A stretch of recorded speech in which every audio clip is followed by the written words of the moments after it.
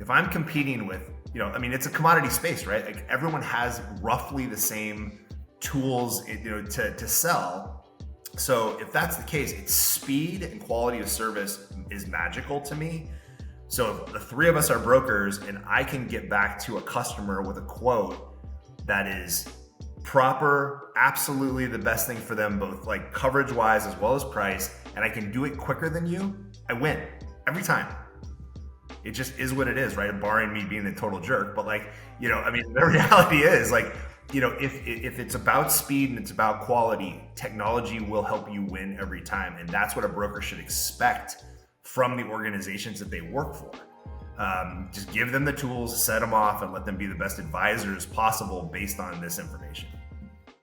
All right, guys, welcome back to another episode of the All Innovation, the AI podcast. I'm incredibly excited because we have Ben Jennings here with us today, who's going to be our amazing guest. Once again, I'm joined by Mr. Dante McLean, as you know, my co-hostess with the mostest. Now, today we're going to be talking about innovation, right? But in a space that normally people don't think about innovating when it comes to the insurance space. And I know Ben is going to share so much about how he looks at how technology is changing this space. We're going to talk about things like hyper-personalization and how you're really kind of being a leader in turning a industry on its head and how we're looking at the future. But, before we get started today, Ben, how's your heart doing today, brother? Not too bad. Not too bad at all. Obviously, I'm thrilled to be here. It's a topic that is like near and dear to my heart, and certainly the reason that I got into this space after a long career in tech. So happy to be here, guys. Man, well, I think it's a great place for us to start. So history and tech, let's talk a little bit about that. And then what was the aha moment or your opportunity to say, I'm going to go into a space that normally doesn't lean into technology and kind of flip this entire industry on its head? Yeah, I've been very fortunate in my career. I've had a very, very long, successful career in technology.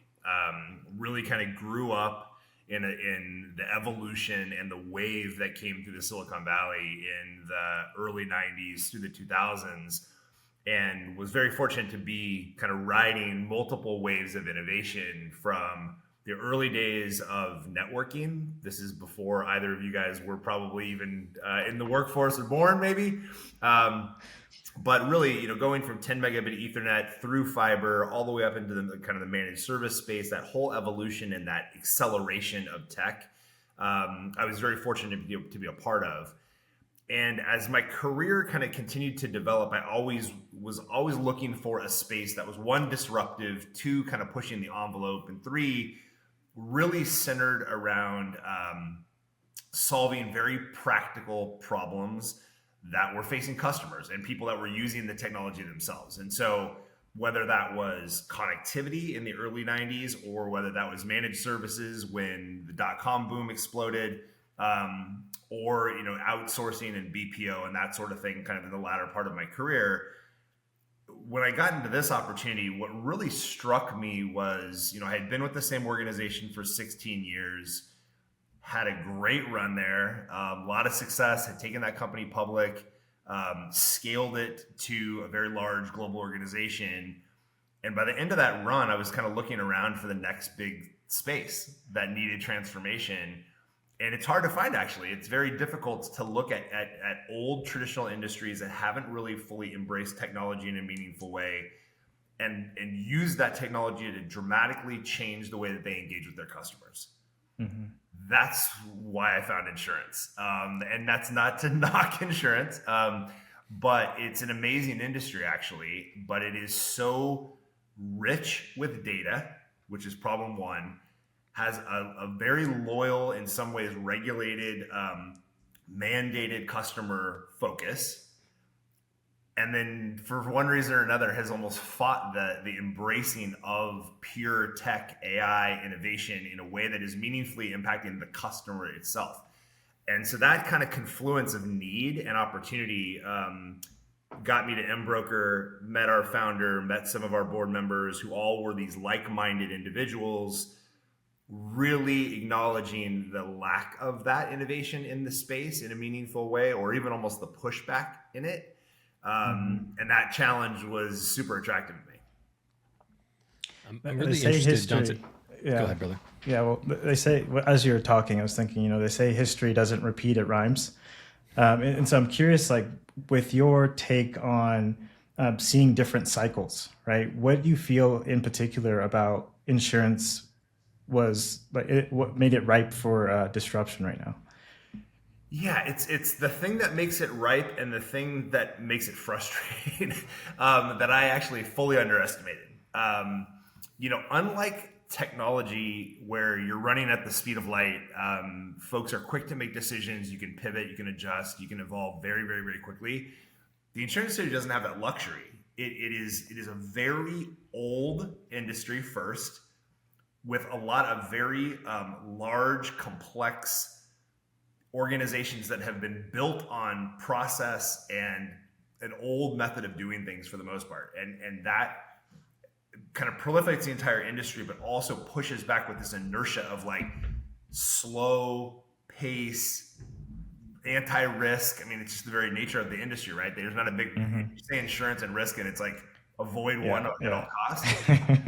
And the knock of that is it actually causes you to go so slow in how you actually implement advanced technologies, particularly if they're new and a little scary. So when people say AI, when people talk about cyber, when they talk about the risk profile and adding that into an insurance environment, those teams don't jive.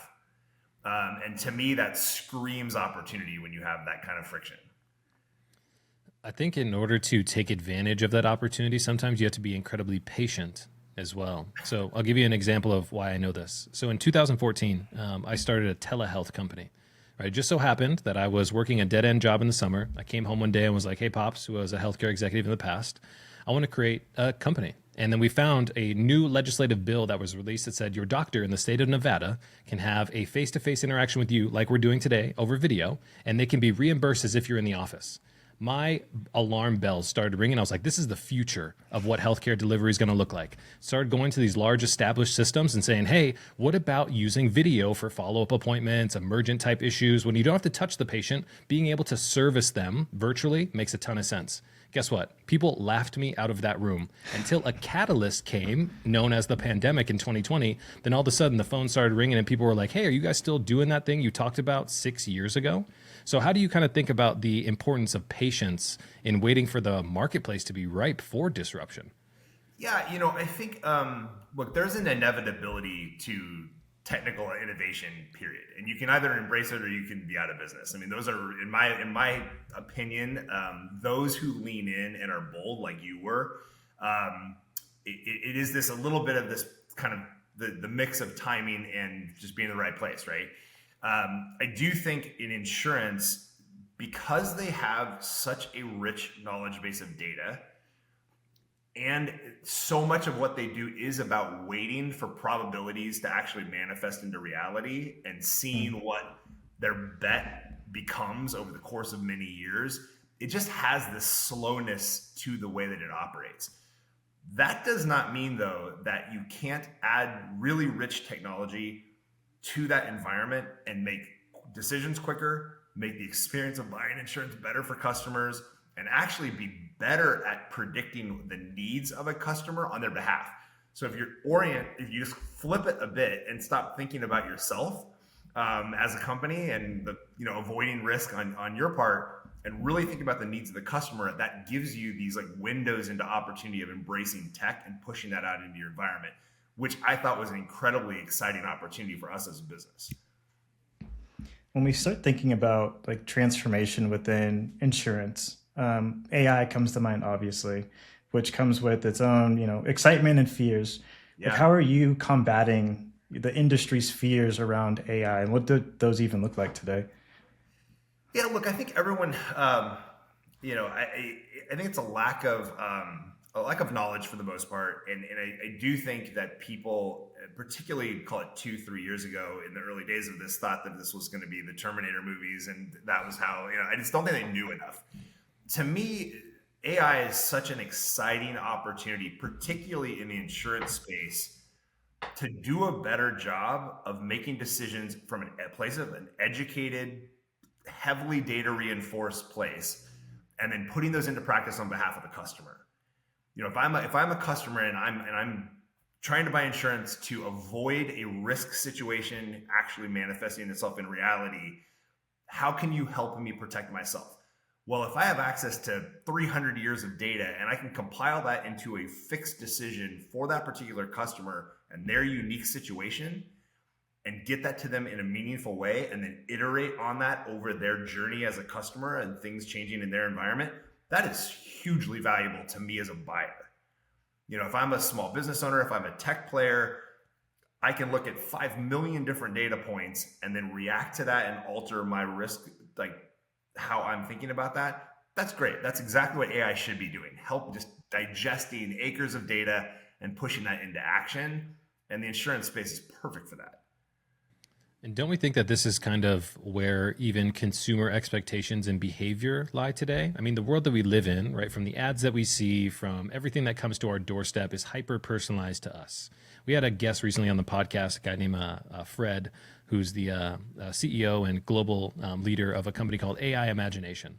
And he was telling us an interesting story. He was like, I think about this opportunity for an ad in the future where I have a Gen Z grandfather who has his granddaughter sitting in front of him, and they're looking through his old scrapbook, and she sees an ad from Nike that says, "Just do it." And she's like, Grandpa, what is this? And he was like, that was a message that we sent to the world, because his granddaughter was confused because the world that she lives in is hyper-personalized to her. It knows her life experience, her preferences, and so even the ads that come from corporations are hyper-personalized to her and her context. Don't you think that that's kind of where we're heading in? Like, insurance is ripe for disruption for hyper-personalization through data crunching like this? Without question, right? Like, if the three of us all start the same type of business, and again, like we sell business insurance. I don't do personal lines. That's a hornet's nest that I'm not interested in playing in. I think it's hyper valuable to be a strategic partner, particularly for startups, and get them to a place where they can just focus on operating their business and scaling them without the worried about the risks that may hit them. But if the three of us start a tech company in the same exact space, doing the same exact thing roughly, and we are competing against one another, our approach is different. The geography that we operate is different. Our size, our scale, our revenue, our personnel, all of it is slightly different. And so me messaging one thing to Dante and another thing to me is inappropriate. It just doesn't make sense, right? That peanut butter spread of like vanilla messaging doesn't land well. And as a consumer, my expectation is that you know me better than that. You have so much access to data about me, my environment, my competition, market trends, future, whatever it is. You should be able to tell me, like, you should know more than me. You should, right? As my strategic advisor, you better know more than me. That's what you're there for. If you don't, you're missing the mark pretty dramatically. Ben, I'd love to catch the audience up on just how insurance works. Like, you work with startups. I'm sure there's founders who are new-time founders are coming in. They're like, I don't know, I probably need this, but like, how does this all work? And they're just trying to sort through the mess. Like, how would you explain it to like a new-time founder coming into this space? Yeah, look, I mean, most founders are smart people. They're hyper innovative, entrepreneurial spirit. You've got to be very bold just to take that leap and jump off into starting any endeavor, whatever that might be. It's a risky thing, but a very proposition of it. Most startups are not successful, right? They fail. And that's just the nature of that business. We are very fortunate. We're about to celebrate our 10-year anniversary. That takes a lot of grind and mistakes and hard work and, coming back at it every single morning to try to be the best version of yourself. Doing that, you certainly don't want to operate like that, knowing that you have all of these risks that aren't properly covered behind you. Most companies are required to have some flavor of insurance. It doesn't matter if you're a law student that just is hanging a shingle and starting their law firm, or a venture-backed technology company that just took your first term sheet and now are off in the world trying to build the next great AI widget. You are required to have some flavor of protection. The problem is and the trick for us is back to this personalization concept. It's understanding specifically what your area of focus is, what you're trying to accomplish, the concerns you have, where you want to take your business, where are you on your journey, the difference, as you guys know, right? We all grew up in tech. The difference between an A round 20-person startup and a C round company that's about to exit are radically different things. Dante may have a fleet of trucks. I may be a sole proprietor at a law firm. I mean, we both have some major risks exposure, but they're very different. And so I think insurance is uniquely positioned to partner with businesses to really provide them that comfort that God forbid something were to happen and blow them up, that they're covered and they don't have to worry about it. We hope it never happens. But when it does, and it unfortunately does quite often, you don't have to worry about being blown up and your business actually going out of business as a result of that exposure. So when you talk about being a disruptor, right, you meet the founder of Embroker. You guys talk about some other team leaders who were there who all shared a similar vision to you. But that's not always the case with the entire team, especially coming through an industry like insurance. So how did you kind of navigate kind of changing the path, if you will, of the culture of the organization to lean into some of these, I would say, innovative ideas? Yeah. So I think the hardest part, there's insurance, and then there's 50 different flavors of specialization within insurance. We, Embroker, sit in the insurtech space, which at the highest level was meant to say, hey, the insurance industry is ripe for technical innovation. We are going to take the best and brightest in technology and the best and brightest in insurance, bring those two things together for the benefit of the customer. Highest level concept, right? That is, in concept, really easy. I could send you guys off. You guys could go hire a bunch of really smart insurance people and really smart tech people, but getting them to appreciate each other and work in harmony is way more complicated than it seems. And it's by no fault of either party. The rub is, if you take, let's say, somebody who's been in the insurance industry for 30 plus years, and by the way, I'm generalizing, that grew up in underwriting, was an actuarial science major in college, and came into the space and worked for a very large organization. They have a philosophy in their head of how insurance is supposed to work.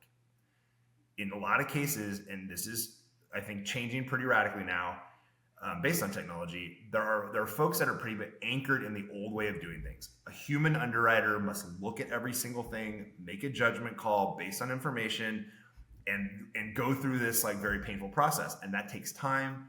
It is fraught with human error at points.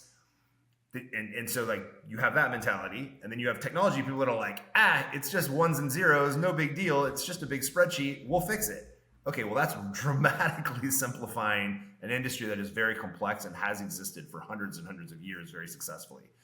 So finding humans that can come together in the middle and appreciate the complexity of both of those things and work in harmony together. Folks from the insurance industry that realize what technology could potentially bring to better underwriting, better customer experience, quicker decision making, predictive analytics over the course of a customer's life cycle as they grow and evolve. That mentality, hard to find, but when you find it, it's awesome. And technical people that understand that insurance is crazy complicated. It is not just, oh yeah, you're in this business, and so I know that this is how I'm going to rate it. It isn't that. There's so much that goes into it. How do you predict natural disasters and the impact of those things? How do you predict bad actors in your business? Like, those things aren't easy to predict, right? So bringing those things together and finding people that can truly appreciate both sides of that coin is magical in the middle. I failed at that pretty dramatically when I first came to the company. I just underestimated those friction points, frankly. And it was annoying and it was slow, and it caused me sleepless nights not to have that kind of very compatible synergy of employees. But over the course of the last 7 years, I think we've gotten very, very good, at least within our organization, of finding the right people with the right mentality. And when you get them together, that's when you get frustrated with the industry and its slowness, because you can see where the benefit can be. Dante, this is interesting to me because, naturally we're talking about a lot of hard skills, right? When we talk about technology people, we talk about people who have the skill of underwriting and understanding data. But what Ben is talking about is some of the soft skills that are necessary when we think about the future of people who are going to participate and succeed in this industry. And one that I'm hearing kind of through the tea leaves is curiosity.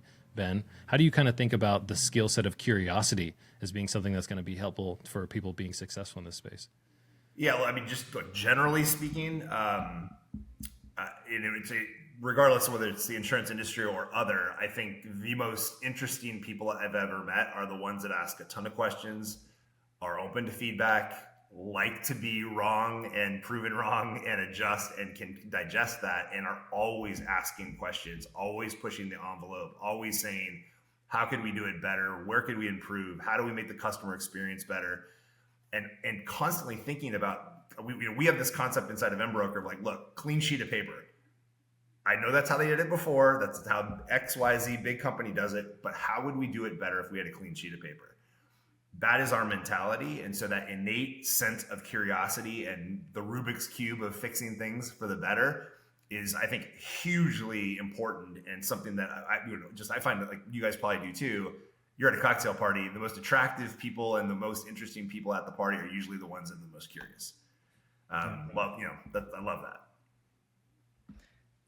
How do you feel you're coaching your team to embrace this mindset of curiosity? One of the things you said in our previous conversation, you had a bit of a Babe Ruth moment where you said the tech today and in the future is likely going to erase the broker annuity type model. It's going to break.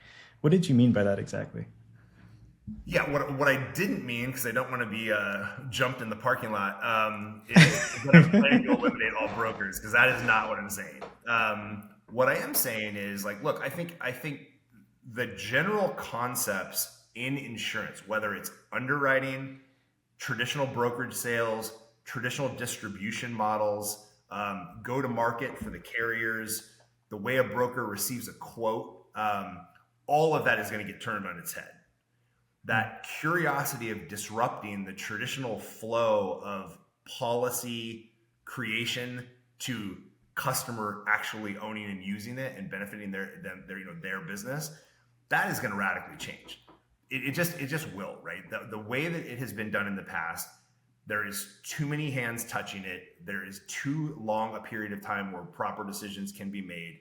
There's already some outstanding examples of companies in the insurance space that have fully embraced AI, fully embraced technology, and are driving incredibly successful businesses on the back of that.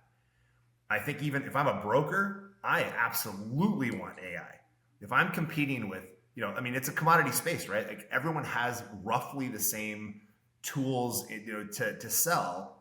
So if that's the case, it's speed and quality of service is magical to me. So if the three of us are brokers and I can get back to a customer with a quote that is proper, absolutely the best thing for them, both like coverage wise as well as price, and I can do it quicker than you, I win every time. It just is what it is, right? Barring me being a total jerk. But the reality is, like, if it's about speed and it's about quality, technology will help you win every time. And that's what a broker should expect from the organizations that they work for. Just give them the tools, set them off, and let them be the best advisors possible based on this information.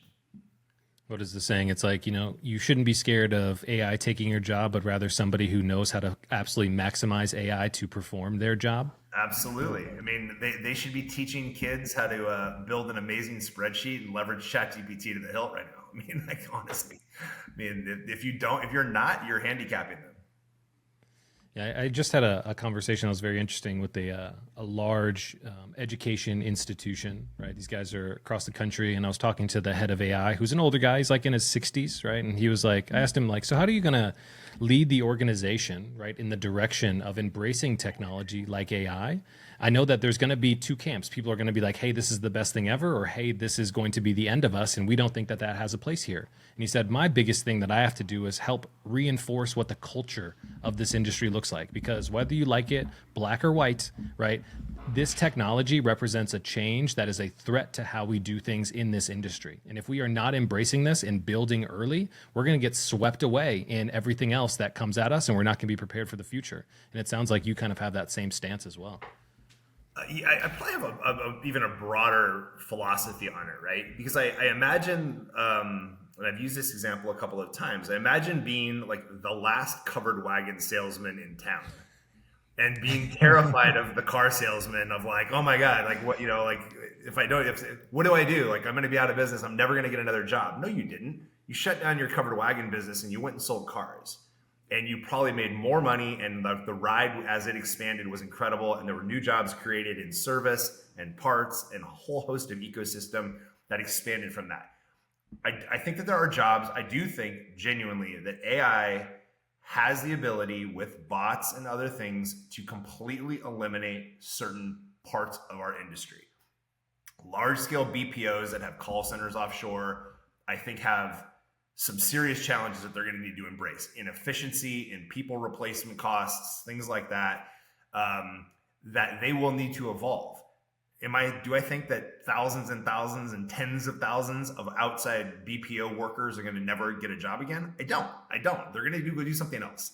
And that's what happens with innovation. That's the wonderful, exciting thing about how our economy evolves and changes and improves, is new industries are created on the back of innovation. Coal miners in solar, there's 5 million examples that you can use. I wouldn't be afraid of it. I would be afraid of not embracing it and not embracing it soon. That's just, wishful thinking that the world is not going to evolve. You just got to get ahead of it. As you're speaking, Ben, I was kind of reminded of a study that McKinsey did. And so they said by the year 2030, they believe that automation and AI is going to replace 500 million jobs, a massive number of jobs. But on the flip side, it's going to create 580 million jobs potentially through just the emergence of new technology and different things. I'm curious your take on the need to retool and re-resource our workforce as these jobs are uprooted, people are displaced, but new jobs and new technology are implanted. I think it's super exciting. I mean, I can't wait. I mean, I've had a senior graduated from high school this year in about a week here, and I've got a sophomore in college, and I'm incredibly excited for the opportunities that are going to be in front of them industry-wise that we don't even see yet. Yeah. If you think about even 5 years or 10 years down the road, think about how quickly technology has evolved, whether it's large data ingestion, the speed of systems innovation. I mean, some of the things that we're doing now with chip and large data consumption is incredible. And that is affording us a lot of industries that just frankly the concept was there, the technology was not. And so we're going to be able to do things in medicine, in traditional business functions, in industrial automation, research, medicine. I mean, it's going to be so exciting, the things that we can accomplish as just a global community on the back of some of these technology innovations. Now, do I think there's going to be some nasty bad actors out there that are going to put a black eye on some of this? Of course. But we've had people robo-dialing for 20 years. We've had people sending fake things in the mail for a long time. There has always been a snake oil salesman, and there always will be in some new form, right? And so that's naive to think that won't be the case. They will be more sophisticated. It will require us to be smarter in how we prevent those things. But the opportunities, in my opinion, far outweigh the negatives, by far.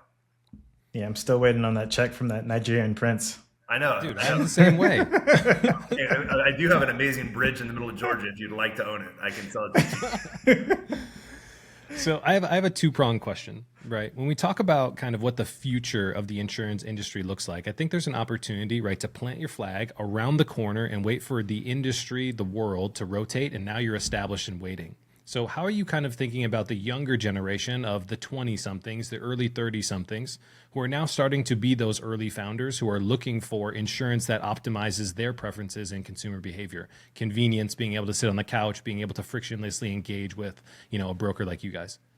Yeah, I mean, that's sort of the entire intent of Embroker's creation, right? Our original founder had a very simple premise. His wife was starting a business and he tried to go personally buy insurance for it, and it was a nightmare. It took forever. The folks that were selling to him were largely ineffective. He actually knew more than they did, which is always problematic when you're buying anything. When you walk into a car dealership and you know more about the car, you're walking out and finding somebody else, right? And so he was very frustrated with a very practical problem.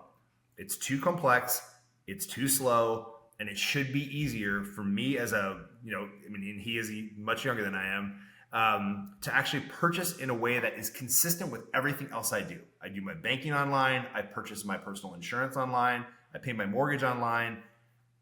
you should be able to engage in a fully digital experience for anything you choose to do, right? Even the real estate industry is getting to a point where I'm not signing acres of paper anymore.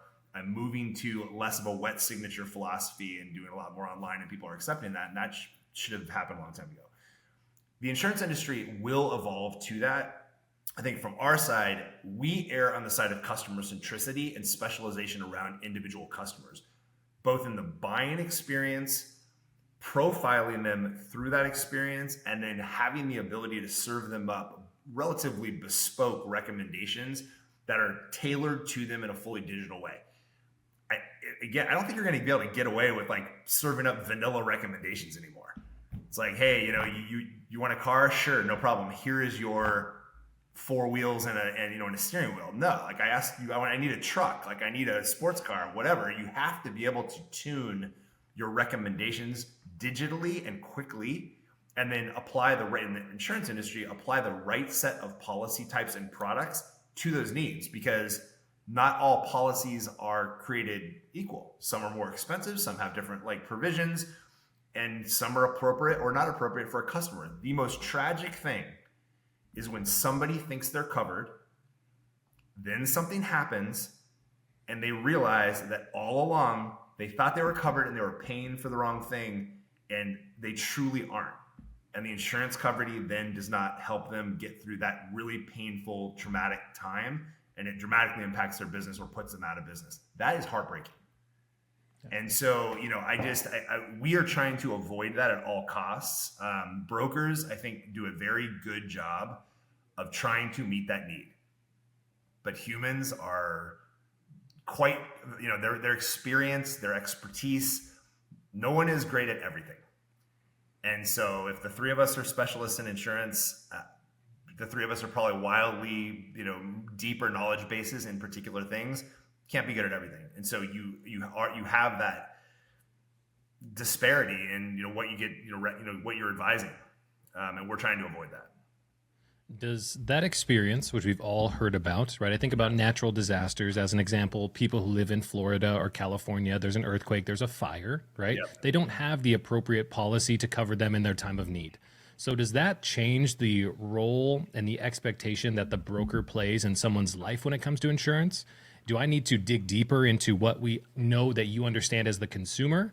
Or are we just kind of taking the approach of like, well, you guys just bought the wrong policy, but that doesn't feel good or taste good for anybody who's on the receiving end of that heartbreak? Yeah. Look, so natural disasters are really tough, right? And I think that for most large carriers that actually are pushing product into the market at this point, and this is really scary, is they're almost treating like cyber exposure. So the threat of very large scale cyber attacks and such, CrowdStrike comes to mind, which by the way was an accident, good company, but something very large like that was kind of across the board, had pretty broad sweeping impact. They're equating things like that and natural disasters almost in the same bucket. Hyper unpredictable, widespread, and one big catastrophic event at a time. So Southern California fires, hurricanes in Florida. Sadly, now I live in both, and it's like, I don't know why I picked those two locations. I needed them moving to the middle of the country or something. But what I think is amazing is like, if brokers have a duty to dig. It's very difficult for me though to advise you on, hey, here's what the next 20 years of hurricane exposure looks like. At some point, you can only do your best. I think what we should demand is that there are products available for us to purchase that properly cover us based on our risk tolerance. So if Dante and I are both living in our beach houses in Malibu, and Dante's like, I don't care, I don't need insurance, or I want the minimum, I'm going to take my chances, I've got a cool, whatever, and I'm like, hell no, this is going to happen, I believe in global warming, give me the platinum version of this. I should have access to both. What I think is troubling right now is that a lot of folks are pulling out of markets and making it cost prohibitive for people to actually get the coverage that they actually want. I went through this in California, fire insurance, my entire neighborhood was dropped because we live in a forested area. That was frustrating. No claims history in 20 years. No fire ever in our community. All of the things that you would think, right? Well manicured, like concrete roofs, all that stuff, right? And yet you were dropped, and that was a very frustrating process to then have to go and search out somebody that will cover you properly. We need the industry to do better at making products available and affordable so that people can get that coverage despite some of the catastrophic events that could potentially hit you, right? You can't ask, a retiree in Florida to have flood insurance that's so cost prohibitive that they can't appropriately purchase it. Now, there is a great company that happens to be a portfolio partner of ours that actually is solving that problem with technology, and they do an excellent job of that. So I'm hopeful that we're going to have companies that step up and are doing that work. Yeah, I'm curious, Ben, if you put your futurist hat on and you're looking into the future of insurance, we talked a little bit about this, but where do you think this industry is really headed in the next 10 plus years? I know it's hard to tell with the emergence of AI, right? It's like an exponential technology, but where do you hope that we land? Yeah, look, I hope that I hope everyone embraces it fully, and that's not just little startups like ours that are quick and nimble and have that innovative kind of disruptive tone. We need the carriers to also share that mentality, because I can only do so much. If a large carrier is like tough, they ultimately control the product, right? They control how things function there, and they can make it wonderful, and I think that they will, or very difficult. And so I would like a global shift in thinking about how we innovate, how we embrace technology that is consistent from tip to tail, regardless of size of player in the space. That would be one.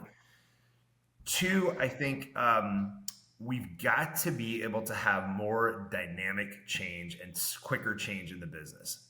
If I'm a customer, the fact that my business changes month to month, quarter to quarter, year to year, and I'm stuck kind of dealing with a product that is relatively rigid in how it flexes with me in the moment. Car insurance has already gotten there. There's some other forms of insurance that have proven that can work. It is harder with business insurance, certainly.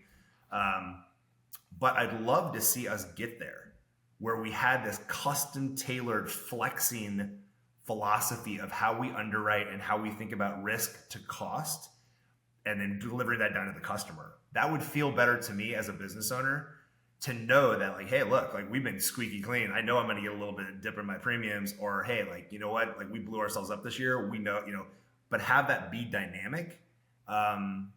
Or if, I'd love my broker or my AI agent to send me a note and be like, hey, by the way, in your space in Southern California, in this beach community, here's what we're seeing. Temperatures have gone up in the ocean by 3 degrees. We're going to raise your premiums. We're going to do this. We're going to do that. That'd be super cool. I mean, again, you can speculate on what that's going to look like, but that dynamic change element and embracing it is going to be awesome. And I think we will get there. I think there's enough people that I speak with that have that mentality that I'm very optimistic that we're going to get there. I think what this comes down to kind of is proactive communication, right? I had an interesting personal experience.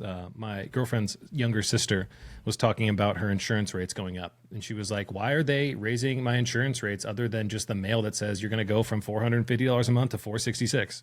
And I think that there's a gap in communication that can be a little bit more proactive to inform people about what's happening to their policy and what they can expect. And we don't often see that proactive communication, right? We're kind of left in the dark and just meant to hold the bag at the end of the day.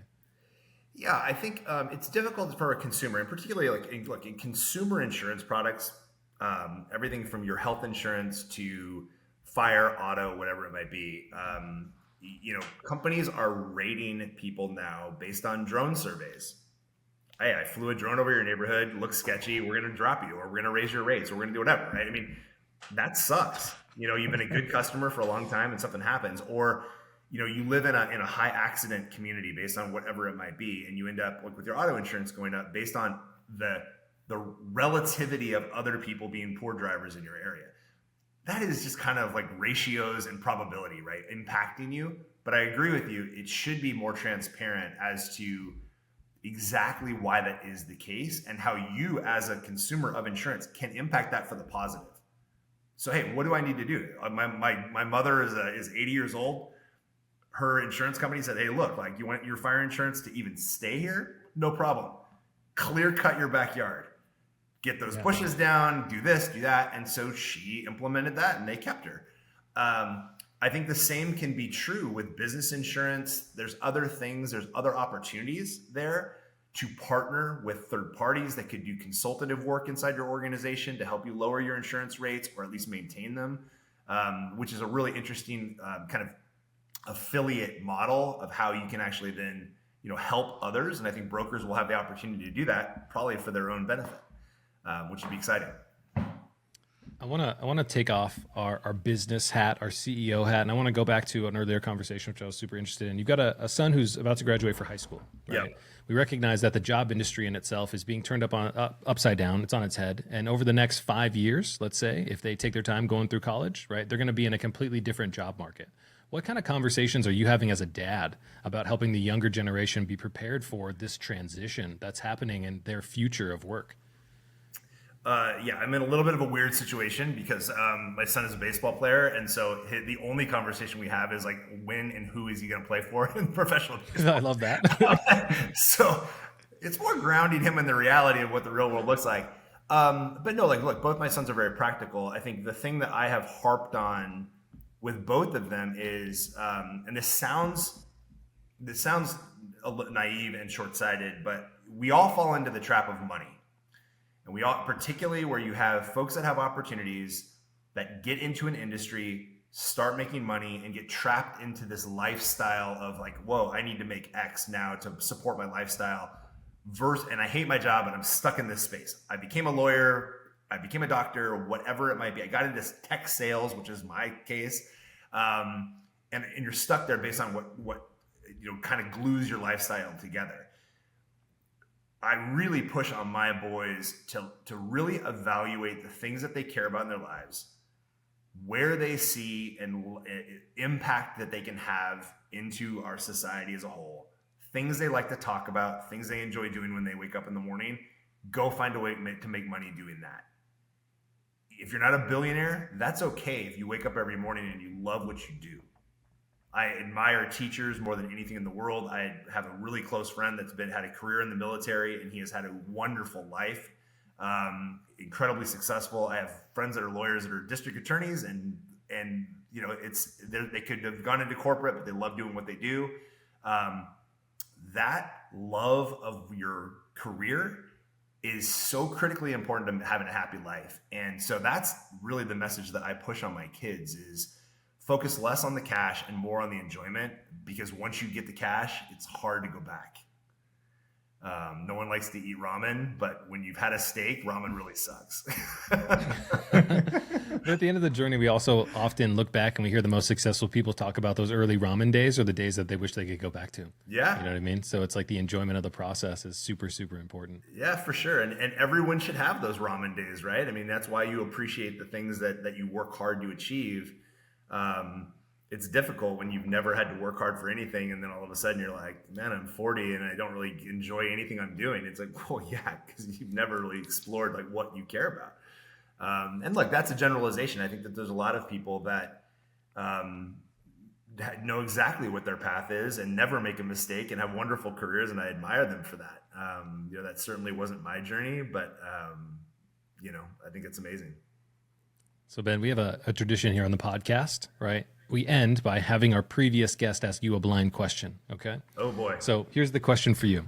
If you had to leave one message for the next generation of innovators, those who are building in a world without the legacy constraints that maybe you've experienced, what would you do to challenge them to do things differently than you did? Wow. Can you repeat that question? That's a long one. So, and complicated. If you had to leave a message for the next generation of innovators, those who are building in a world without the constraints that you're experiencing from legacy industries like insurance, what would you do to challenge them to do things differently than what you did? I would say to operate with your eyes open, even when you're successful. I think too often we almost get passive when we have like great success. And so I would tell like the future generation, like those are the times when you should be pushing the hardest. Those are the times where like when everything is great, push harder. Push to the point where it's uncomfortable, even in those times, because those are the times where you're learning, you're understanding. Do not be afraid to break stuff. Like that is a foolish scenario where it's hey, everything's wonderful, let's not mess it up. Keep, even keel. That's BS. Like those are the times to rock the boat, row harder, push, because you have the luxury of success to backstop you in those moments. Continue to push there. It's harder to do that when you're kind of finding your feet and floundering. So I would just say, constantly have your eyes open, embrace those moments where things are going well, and then just continue to push and break stuff. And that would be my guidance to them.